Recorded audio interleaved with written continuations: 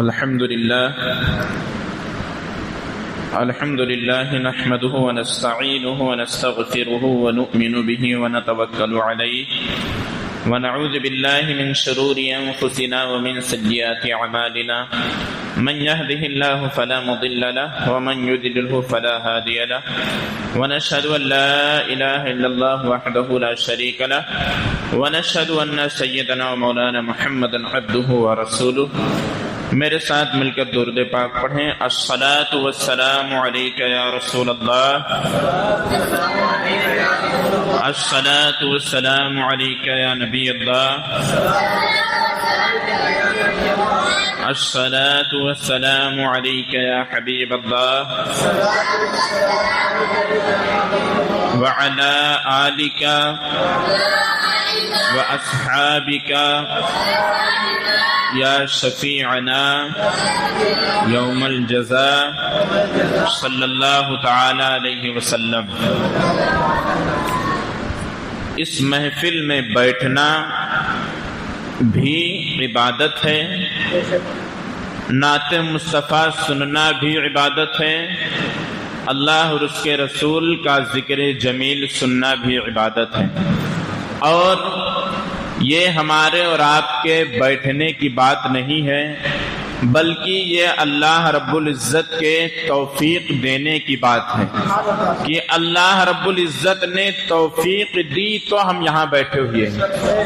اگر اس کی توفیق نہ ہوتی تو ہو سکتا ہے ہمارا یہ وقت گناہوں میں بھی کر سکتا تھا یا مباحات میں کر سکتا تھا، لیکن یہ اللہ کا فضل ہے کہ ہم اللہ اور اس کے رسول صلی اللہ علیہ وسلم کے اس ذکر کی بابرکت محفل میں شریک سعادت ہیں. حضرات محترم، جب حضرت آدم اور حضرت حوا جنت سے زمین پر تشریف لائے اور جب نسل انسانی کا سلسلہ شروع ہوا، پوری دنیا میں سب سے پہلے انسان حضرت آدم علیہ السلام، سب سے پہلے پیغمبر حضرت آدم علیہ السلام، سب سے پہلے مسلمان حضرت آدم علیہ السلام. اب حضرت آدم علیہ السلام کی اولاد ہونے کی وجہ سے انسان کو آدمی کہا جاتا ہے. اب جب پوری دنیا کے انسان حضرت آدم علیہ السلام کی اولاد ہیں تو اب حضرت آدم کی جو اولاد پیدا ہوتی تھی اس کا نہج یہ تھا کہ حضرت حوا کے شکم اطہر سے ایک لڑکا اور ایک لڑکی یک بارگی میں پیدا ہوتے تھے. جب انہی کی اولاد ہیں تو ظاہر ہے کہ سارے لوگ بھائی بہن ہوئے. تو اب مسئلہ نکاح کا آتا ہے کہ اس کی نوعیت یہ تھی کہ ایک حمل سے ایک لڑکا اور ایک لڑکی ایک بارگی میں پیدا ہوتے تھے، تو وہ دونوں بھائی اور بہن کہلاتے تھے. ان کا آپس میں رشتہ نہیں ہو سکتا. جو دوسرے مرتبے میں جس حمل سے جو لوگ پیدا ہوتے ہیں، یعنی الگ الگ حمل والوں کا لڑکا اور لڑکے کا نکاح کیا جاتا تھا، یہ طریقہ رائج تھا. لیکن حضرت آدم علیہ الصلاۃ والتسلیم سے نور محمدی صلی اللہ تعالی علیہ وسلم حضرت شیش علیہ السلام کے پشت اطہر میں منتقل ہوا. حضرت آدم علیہ السلام کے وارث حضرت شیش علیہ السلام. جب حضرت شیش علیہ السلام پیدا ہوئے تو اس وقت اس حمل سے صرف اور صرف حضرت شیش علیہ السلام اکیلے پیدا ہوئے. وجہ کیا تھی؟ اللہ تعالی نے چاہا کہ جس ذات کے اندر میرے نبی کا نور حضرت آدم کے پاس بعد میں رکھا جائے گا، اس ذات کی تعظیم کی وجہ سے اللہ رب العزت نے ایسا فرمایا، ایسا کیا کہ اس حمل سے صرف اور صرف تنہا حضرت شیش علیہ السلام پیدا ہوئی. اب حضرت عبداللہ ابن عباس نے اللہ کے رسول صلی اللہ علیہ وسلم سے پوچھا، یا رسول اللہ، جب حضرت آدم علیہ السلام جنت میں تھے اس وقت آپ کہاں تھے؟ سوال کیا جب وہ جنت میں تھے تو آپ کہاں تھے؟ میرے آقا صلی اللہ علیہ وسلم مسکرانے لگے اور ارشاد فرمایا کہ اے ابن عباس، جس وقت حضرت آدم علیہ السلام جنت میں تھے ان کے پشت اطہر میں ان کے ساتھ میں بھی جنت میں تھا، اور فرمایا جب آدم علیہ السلام زمین پر آئے تو ان کے ساتھ ساتھ میں بھی زمین پر آیا، اور فرمایا صرف یہی نہیں، میں حضرت نوح علیہ السلام کے ساتھ ان کے کشتی میں بھی موجود تھا، اور اسی نور محمدی کے صدقے میں حضرت نوح علیہ السلام کی کشتی خیر و عافیت کے ساتھ جودی پہاڑ پر ٹھہری، اور حضور نے فرمایا کہ صرف یہی نہیں، حضرت ابراہیم علیہ السلام کو جب نمرود نے آگ میں ڈالا اس وقت بھی میں حضرت ابراہیم کے پشت میں موجود تھا، اور یہ نور محمدی کی برکت ہے کہ اتنی بڑی آگ لگائی گئی کہ اس کے اوپر سے اگر آسمان میں پرندے جاتے تھے، گزرتے تھے تو وہ جل کر کباب بن جایا کرتے تھے، اتنی اونچی آگ تھی، مگر اس آگ میں جب حضرت ابراہیم علیہ السلام کو ڈالا گیا تو اللہ رب العزت فرماتا ہے قلنا یا نار کونی بردا وسلاما علی ابراہیم، اللہ فرماتا ہم نے فرمایا اے نار، اے آگ، ابراہیم پر ٹھنڈے ہو جا اور سلامتی والی ہو جا۔ حضرت ابراہیم علیہ السلام جو آگ سے محفوظ رہے وہ بھی نور محمدی کی برکت ہے۔ سوال یہ اٹھتا ہے کہ حضرت ابراہیم علیہ السلام کو اللہ رب العزت نے فرمایا کہ اے آگ ٹھنڈی ہو جا، صرف یہ نہیں فرمایا ٹھنڈی ہو جا، فرمایا سلامتی والی ہو جا۔ اگر صرف یہ فرماتا کہ ٹھنڈی ہو جا تو برف بن جاتا، اس میں جان جا سکتی تھی، اس لیے رب نے فرمایا کہ صرف ٹھنڈی نہیں سلامتی والی ہو جا۔ تو میرے آقا صلی اللہ علیہ وسلم حضرت ابراہیم علیہ السلام کے ساتھ اس آگ میں بھی موجود تھے، اور انہی کی وجہ سے وہ پوری کی پوری آگ گلزار بن گئی۔ میرے آقا صلی اللہ علیہ وسلم فرماتے ہیں کہ وہ نور اسلاب طیبہ سے، اسلاب طیبہ سے یعنی پاک مردوں کے صلب سے، پاک مردوں کے صلب سے ارحام طاہرہ کے ذریعے، ارحام طاہرہ پاک عورتوں کے شکم کے ذریعے اللہ رب العزت نے یہاں تک کہ ہم کو میرے ماں باپ کے ذریعے سے دنیا میں پیدا فرمایا۔ کس کے ذریعے سے؟ ماں باپ کے ذریعے، یعنی حضور فرماتے ہیں حضرت آدم سے لے کر میرے ماں باپ تک بیچ میں جتنے واسطے تھے، جتنے مرد تھے، جتنی عورتیں تھیں، سب کے سب پاک اور مسلمان تھے، سب کے سب پاک اور مسلمان تھے۔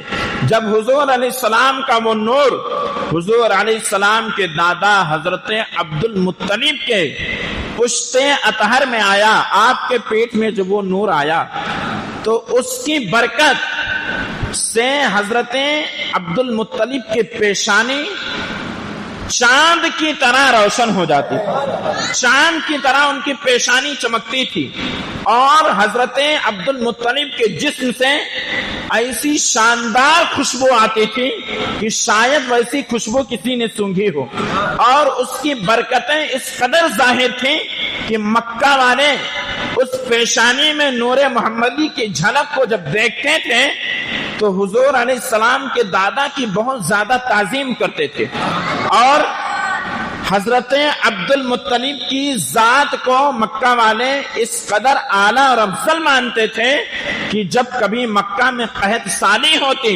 بارش نہیں ہوتی، تو حضرت عبد المطلب کے ہاتھ کو پکڑ کر مکہ والے کوہ صبیر پر، پہاڑ پر لے جاتے اور کہتے تھے کہ اے اللہ، حضرت عبد المطلب کے صدقے میں اور ان کی پیشانی میں جو نور چمک رہا ہے ان کے صدقے میں مولا کریم بارش عطا فرما دے تو مفسرین فرماتے ہیں کہ اللہ تعالیٰ اتنی بارش نازل فرما دیتا تھا جتنی ان کو ضرورت ہوا کرتی۔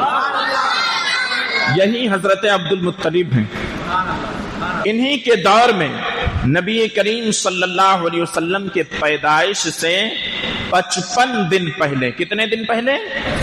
55 دن پہلے ایک بڑا خوبصورت واقعہ پیش آیا جس کو اللہ رب العزت نے قرآن میں بھی لکھا ہے۔ وہ واقعہ کیا ہے میں عرض کرتا ہوں۔ یمن کا ایک بادشاہ تھا جس کا نام ابرہہ تھا۔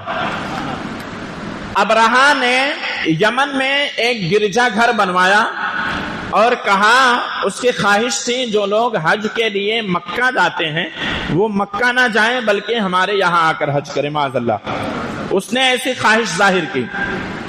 مکہ کے لوگوں نے جب سنا تو بہت جلال میں آ گئے۔